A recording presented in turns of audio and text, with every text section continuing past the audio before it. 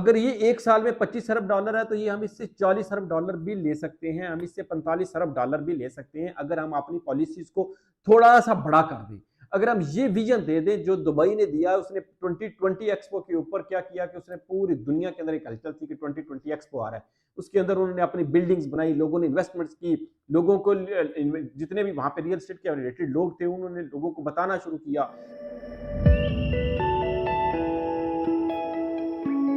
बिस्मिल्लाहिर्रहमानिर्रहीम, अस्सलाम वालेकुम जी। अरसलान तारा एक नए व्लॉग के साथ हाजिर हूँ। अच्छा, आज की इस व्लॉग के अंदर हम डिस्कस करेंगे जी 3-4 क्वेश्चन के आंसर लेने की कोशिश करेंगे आज की इस डिस्कशन के अंदर।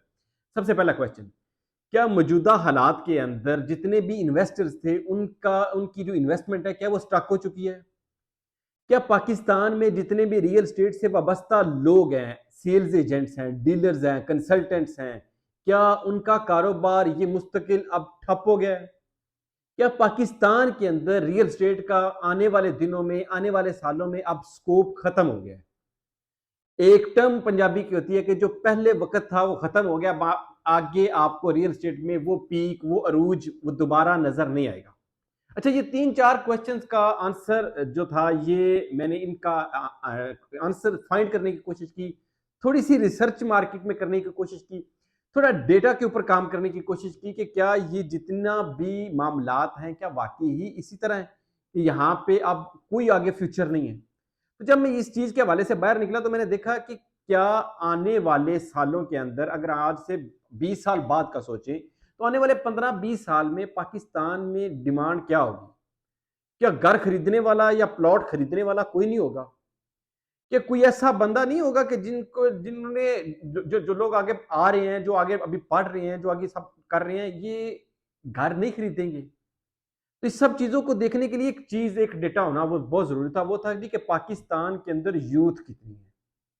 क्योंकि कोई भी चीज अगर आप आने वाले 15 से 20 साल के लिए देख रहे हैं, उसकी फ्यूचर स्पेकुलेशन कर रहे हैं, उसकी प्रिडिक्शन कर रहे हैं, तो उसके लिए एक मोस्ट जो उसकी रेलिवेंट चीज है वो है जी कि उसकी यूथ, कि वो कितनी है। तो जब मैंने उसके हवाले से थोड़ा सा देखा, डेटा को देखा, तो वो ये निकला जी कि पाकिस्तान में इस वक्त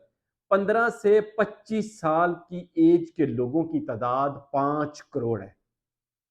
अगर हम 22 से 23 करोड़ की आबादी देखें तो उसका तकरीबन 20 से 25% इस वक्त आपका 15 से 25 साल की एज के अंदर आ रहा है, जो कि सारे के सारा यूथ है। और इनमें से मेजॉरिटी, ठीक है, ऐसे हैं कि जो कि आपका अभी पढ़ रहे हैं, अभी वो जॉब की फाइंड के अंदर हैं, अभी वो कोई भी स्टार्टअप करने के प्लान में हैं, अभी वो किसी अब्रॉड जाके वहां से पैसा अर्न करके पाकिस्तान भेजने का प्लान रखते हैं। तो ये सारा इनके आगे फोकस है।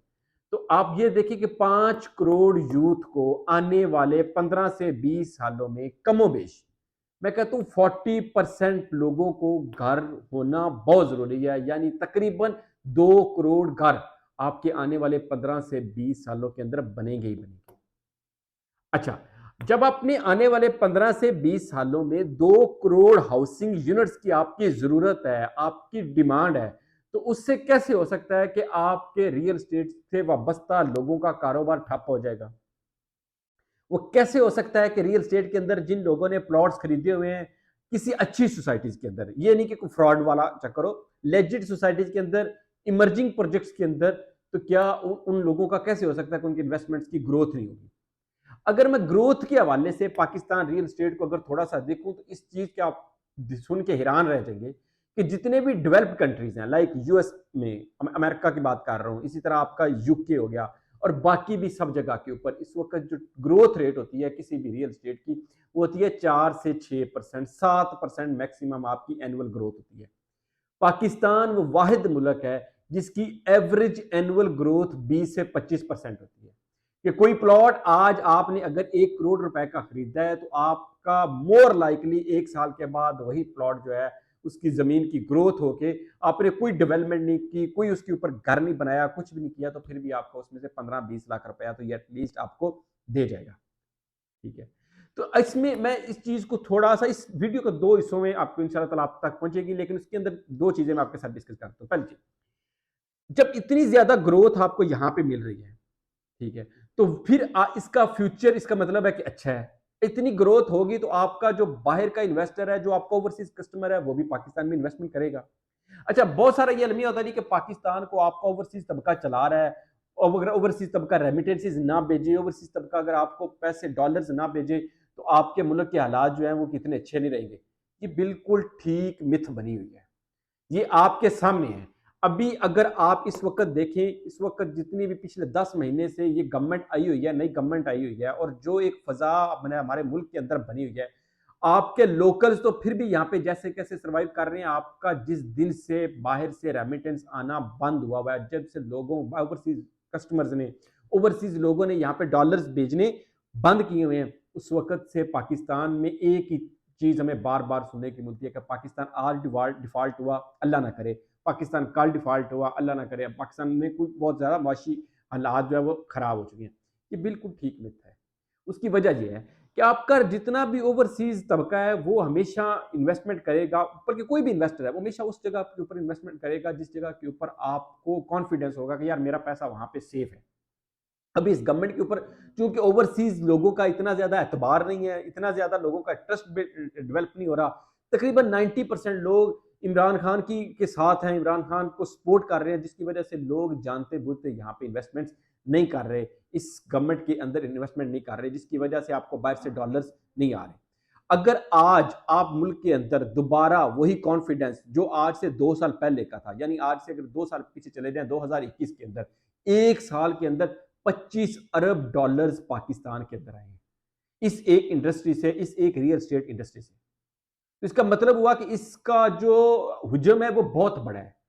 अगर ये एक साल में 25 अरब डॉलर है, तो ये हम इससे 40 अरब डॉलर भी ले सकते हैं, हम इससे 45 अरब डॉलर भी ले सकते हैं, अगर हम अपनी पॉलिसीज को थोड़ा सा बड़ा कर दें। अगर हम ये विजन दे दें जो दुबई ने दिया, उसने 2020 एक्सपो के ऊपर क्या किया कि उसने पूरी दुनिया के अंदर एक हलचल थी कि 2020 एक्सपो आ रहा है, उसके अंदर उन्होंने अपनी बिल्डिंग्स बनाई, लोगों ने इन्वेस्टमेंट्स की, लोगों को जितने भी वहां पे रियल एस्टेट के रिलेटेड लोग थे उन्होंने लोगों को बताना शुरू किया कि भाई यहाँ पे इन्वेस्टमेंट कर लो, एक्सपो के अंदर आपका एक बहुत आलीशान एक नया कंसेप्ट आ रहा है, कुछ आ रहा है। इसी तरह उसी को फॉलो कर रहा है अभी आपका सऊदी अरेबिया 2030 के मिशन के साथ, 2030 के विजन के साथ, वो आज से 7-8 साल 10 साल के विजन को लेके जा रहा है, और अभी लोग वहाँ पे इन्वेस्टमेंट्स कर रहे हैं, लोगों को वहाँ पे इन्वेस्टमेंट करने के लिए बहुत सारी अपॉर्चुनिटीज मिल रही हैं, बहुत सारा वहाँ पे बाहर से लोग वहाँ पे आके अपने प्रोजेक्ट्स कर रहे हैं, बाहर से लोग उन प्रोजेक्ट के अंदर इन्वेस्टमेंट कर रहे हैं, डॉलर्स आ रहे हैं, इससे उन लोगों की करेंसीज, उन लोगों की मैशत स्ट्रांग होती है। हमारे यहाँ क्या होता है, हमारे यहाँ एक गवर्नमेंट आती है वो अपनी पॉलिसीज लेके आती है, दूसरी गवर्नमेंट आती है वो आके पिछली पॉलिसी चाहे जितनी भी अच्छी हो, चाहे उससे सिर्फ गरीब का भला हो रहा हो, चाहे उससे, जैसे सेहत कार्ड एक एग्जांपल हमारे सामने है कि सेहत कार्ड एक, इससे किसी के भी ना को किसी पीटीए की गवर्नमेंट के किसी की जेब में पैसे जा रहे थे, ना को किसी की जेब से निकल रहे थे, बल्कि इससे लोगों की फलाह का काम हो रहा था। लोगों के लिए एक सेहत का जो मसला था, जो सबसे बड़ा मसला था, जो बेसिक मसला था, वो हल हो रहा था। लेकिन इस गवर्नमेंट ने, चूंकि वो इमरान खान की गवर्नमेंट की पॉलिसीज थी, इमरान खान के खाते में वो प्रोजेक्ट जाना था, इस वजह से इन्होंने वो बंद कर दिया। जब इस तरह की पॉलिसीज हम लेके आएंगे जिसमें हमें अगले आने वाले 15 दिन, एक महीने का नहीं पता कि उसके बाद क्या पॉलिसीज होंगी, तो फिर मुल्क कभी भी तरक्की नहीं कर सकते, कभी भी खुशहाल नहीं हो सकते, कभी भी आप अपने इन्वेस्टर्स को कॉन्फिडेंस नहीं दे सकते। अगर आप अपने इन्वेस्टर्स को कॉन्फिडेंस देना चाहते हैं, अपने इन्वेस्टर्स कब चाह रहे हैं कि आप वाकई ही किसी मुल्क से, किसी चीज से सिंसियर हैं, तो फिर एटलीस्ट एक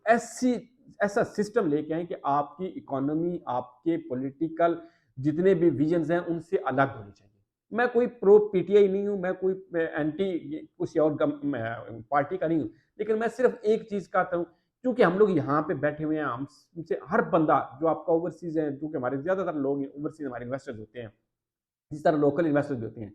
सब के सब इस वक्त परेशान है। कोई भी बंदा, हर बंदा चाह रहा है कि इस मुल्क के लिए कुछ ना कुछ करना चाह रहा है, हर बंदा उसका हिस्सा बनना चाह रहा है, लेकिन किसी को अगर हम कोई ऑप्शन देंगे, किसी को अगर हम कोई एक ऐसा पाथवे देंगे कि यार इस डायरेक्शन में अगर आप आएंगे तो आप इससे जो है वो बेनिफिट खुद भी हो सकते हैं, बेनिफिशियरी इस मुल्क को भी कर सकते हैं, आपके इस एक अमल से ये मुल्क तरक्की कर सकता है, तो यकीन जाने पाकिस्तान वो वाहिद कौम है, पाकिस्तानी वो वाहिद कौम है जो कि आपका, जिस आपकी एक कॉल के ऊपर आप सिर्फ ना सिर्फ खुद बल्कि अपने इर्द गिर्द में मौजूद लोगों को भी इस चीज़ के ऊपर एग्री करवा लेते हैं कि भैया वहाँ पे हमें इस अपने मुल्क के लिए कुछ करना है। हर बंदे के अंदर इस वक्त तड़प है कि मैं कुछ करना चाह रहा हूँ, लेकिन जो इस वक्त के हालात हमें नजर आ रहे हैं कि आईएमएफ से मुज़ाकरात के बाद भी अगर आपका फॉरेन रेमिटेंस नहीं आएगा, डॉलर्स आपके नहीं आएंगे, वही रेमिटेंसेस नहीं आएंगे, तो आप कैसे सर्वाइव कर सकेंगे? क्या आप, एक छोटी सी एग्जांपल है कि अगर आप 25 अरब डॉलर एक साल के अंदर ले सकते हैं, टैक्स उससे उसका टैक्स का देख लें कि उसमें 1% आप ले रहे थे, एफबीआर का टैक्स 1% आप ले रहे थे, स्टैंप ड्यूटी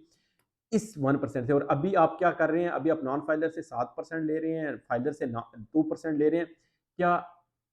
आपने इतने परसेंटेज होने के बाद भी क्या आपका वो बैलेंस हो सकेगा?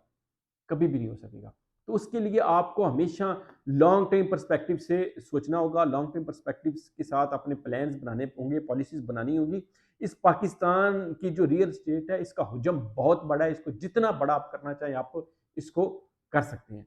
अच्छा, आपको अब जो अगली वीडियो नज़र आएगी, वो उसके दूसरे पार्ट के अंदर